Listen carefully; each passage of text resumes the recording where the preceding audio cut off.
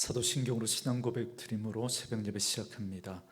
전능하사 천지를 만드신 하나님 아버지를 내가 믿사오며 그 외아들 우리 주 예수 그리스도를 믿사오니 이는 성령으로 잉태하사 동정녀 마리아에게 나시고 본디오 빌라도에게 고난을 받으사 십자가에 못 박혀 죽으시고 장사한 지 사흘 만에 죽은 자 가운데서 다시 살아나시며 하늘에 오르사 전능하신 하나님 우편에 앉아 계시다가 저리로서 산자와 죽은 자를 심판하러 오시리라.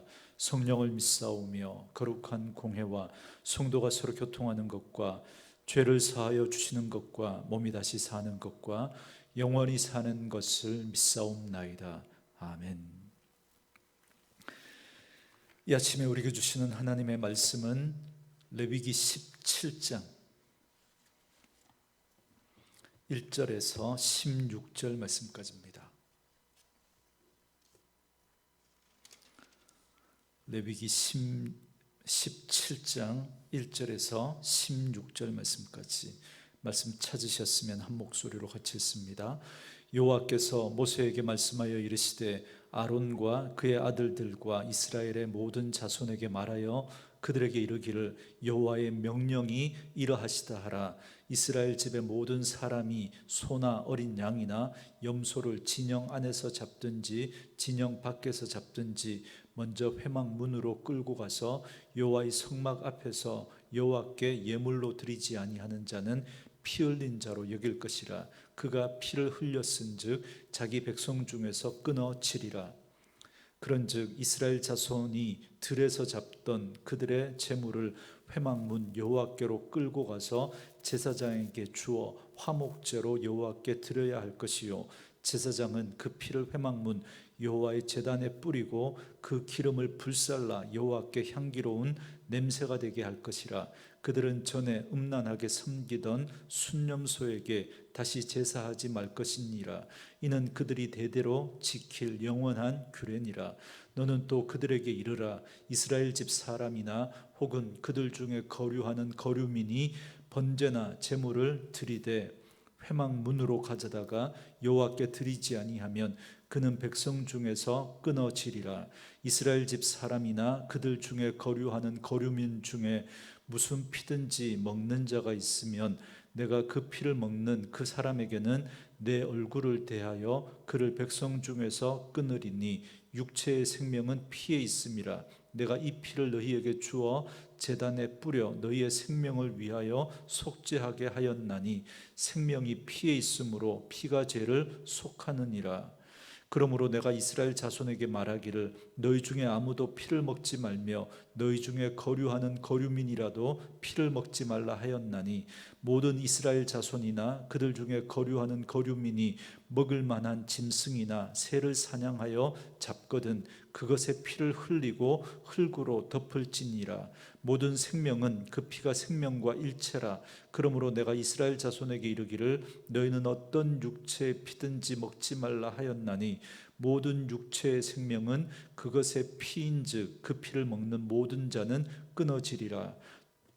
또 스스로 죽은 것이나 들짐승에게 찢겨 죽은 것을 먹은 모든 자는 본토인이거나 거류민이거나 그의 옷을 빨고 물로 몸을 씻을 것이며 저녁까지 부정하고 그 후에는 정하려니와 그가 빨지 아니하거나 그의 몸을 물로 씻지 아니하면 그가 죄를 담당하리라. 아멘.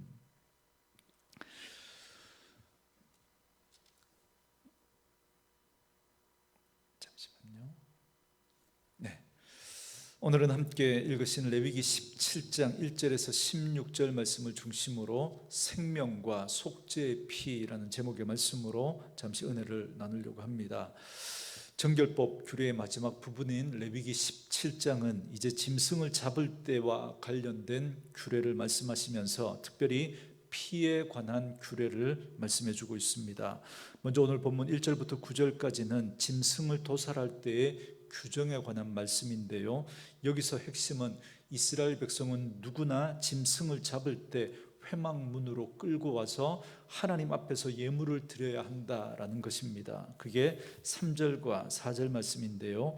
이스라엘 집의 모든 사람이 소나 어린 양이나 염소를 진영 안에서 잡든지 진영 밖에서 잡든지 먼저 회막문으로 끌고 가서 여호와의 성막 앞에서 여호와께 예물로 드리지 아니하는 자는 피 흘린 자로 여길 것이라. 그가 피를 흘렸은즉 자기 백성 중에서 끊어지리라 그럽니다.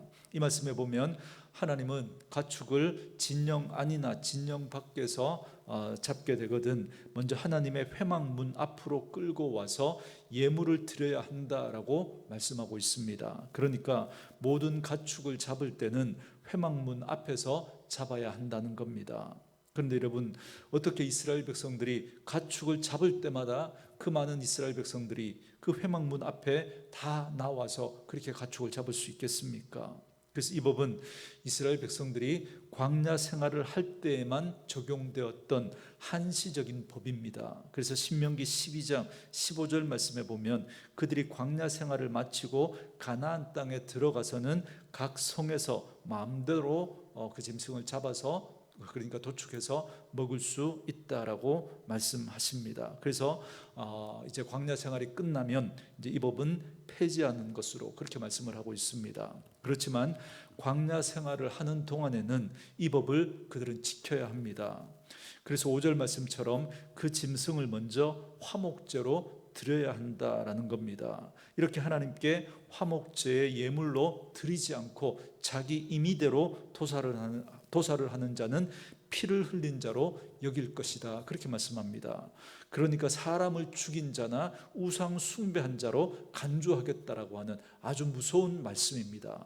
피 흘린 자로 여기겠다, 이 말이 살인한 자, 우상 숭배한 자로 여기겠다는 말이거든요. 여러분 특별히 7절을 보시기 바랍니다. 그들은 전에 음란하게 섬기던 순염소에게 다시 제사하지 말 것이니라. 이는 그들이 대대로 지킬 영원한 규례니라 그럽니다. 여러분 이 말씀은 하나님께서 이스라엘 백성들이 제사가 아닌 식용으로 쓸 동물을 도축할 때라도 반드시 회막문에서 잡아 하나님께 화목제를 드리고 난 후에 먹으라고 하신 그 이유를 말씀해 주는 내용인데요. 이 말씀을 비추어 봤을 때 하나님께서 제사를 드리는 것도 아니고 그냥 식용으로 도축을 하는데도 굳이 회막에서 잡으라고 하신 가장 큰 이유가 뭐냐면 아마도 그들이 애굽에 있을 때 그들이 도축을 하면서 숫염소와 관련된 우상 숭배를 했던 적이 있는 것 같습니다. 그래서 그러한 우상 숭배를 차단하기 위해서 하나님은 그렇게 동물을 잡을 때마다 회막문으로 가지고 와서 잡으라고 그렇게 말하고 있습니다. 수염소는 애굽에 8 신이 있는데 그 8신 중에 하나가 판이라고 하는 신이 있습니다. 그들은 애굽에 있을 때 이 염소의 신 판을 섬겼던 겁니다. 그런데 그 우상 제사에는 음행이 동반되었기 때문에 이스라엘 백성들에게 상당한 유혹이 되었습니다. 그래서 모세의 눈을 두려워해서 아마 그들이 애굽에서 그렇게 그들이 몸에 배웠던 그 우상 숭배의 그 습관들이 남아 있었던 것 같습니다. 그래서 모세의 눈을 피해서 진 안이나 바깥에서 음성적으로 몰래 그런 수염소와 관련된 그리고 음행을 행하는 그런 일이 있었던 것 같습니다. 그래서 그걸 우려하셔서 하나님이 아예 그걸 원천적으로 차단하시려고, 그래서 광야 40년 동안 애굽에서 우상 숭배하던 그 습관을 아예 뜯어 고치기 위해서 일반 식용을 위한 그 도축을 하는 것조차도 회막 앞에, 참 번거롭지 않습니까? 그럼에도 불구하고 회막 앞에 가지고 와서 그렇게 도축을 하도록 그렇게 명령을 하신 겁니다. 뿐만 아니라 가축을 잡아 화목제를 드리게 한 사실에 비추어 볼 때 여기에는 백성들로 하여금 일용할 모든 것을 주신 하나님께 감사를 드리게 하고, 더불어 이를 통해서 인생의 주인이 하나님이심을 고백하게 함으로써 일상에 먹고 사는 그런 사소한 문제조차도 하나님 중심의 삶을 살아갈 것을 말씀하고 있는 겁니다. 그렇기 때문에 우리가 이러한 사실을 통해서 우리 하나님의 백성들은 모든 일상의 삶에서도 우리도 철저하게 하나님 중심의 삶을 살아가야 합니다. 하나님의 백성들은 교회 생활뿐만 아니라 우리의 모든 일상의 삶 속에서도 하나님 중심으로 살아가야 합니다. 이와 관련해서 사도 바울은 로마서 12장 1절에서 너희 몸을 하나님이 기뻐하시는 거룩한 산 제사로 드리라 그렇게 말씀했고요. 고린도전서 10장 31절에서는 너희가 먹든지 마시든지 무엇을 하든지 다 하나님의 영광을 위해서 하라라고 말씀했습니다. 그런데 오늘날 많은 성도들이 이원론의 그 잘못된 사상에 빠져서 일상의 삶을 하나님과 관계없는 것처럼 생각하고 하나님 없이 자기 생각대로 세상적인 방법으로 하나님 없이 살아가는 경우들이 너무너무 많습니다. 그래서 교회에서는 거룩한 것처럼 모든 것을 하나님의 뜻에 따라 하나님 중심으로 살아가는 것처럼 그렇게 행동하지만, 그러나 예배를 마치고 일상의 삶으로 돌아가면 하나님과 상관없는 모습으로 자신이 자기 인생의 주인이 되어서 살아가는, 그래서 자기 뜻대로 하나님하고 상관없이 살아가는 일들이 너무너무 많습니다.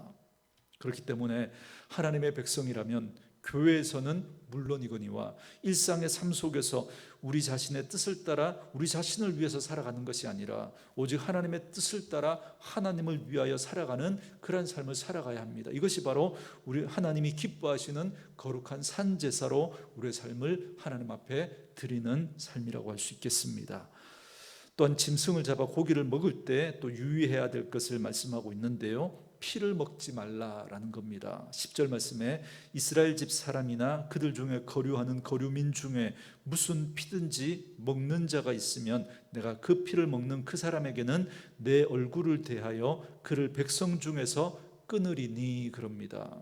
하나님께서는 이스라엘 백성들이나 그들의 집에서 기거하고 살아가고 있는 외국인들까지 이스라엘 영내에 가는 사람들은 누구나 피를 먹지 말라고 엄하게 명령하십니다. 만일 피를 먹게 되면 그는 하나님의 백성 중에서 끊어지게 될 것을 말씀하고 있습니다. 이처럼 피를 먹지 말라고 명령하신 이유는 모든 육체의 생명이 그 피에 있기 때문입니다. 하나님께서는 피를 먹는 자는 생명을 존귀하게 여기지 않는 것으로 간주하시겠다라고 말씀하십니다. 그래서 하나님께서는 비록 짐승이라고 할지라도 그 생명을 존중할 줄 아는 자가 되기를 바라고 계시는 거죠. 그 짐승도 하나님이 만드신 생명이기 때문에 그렇습니다.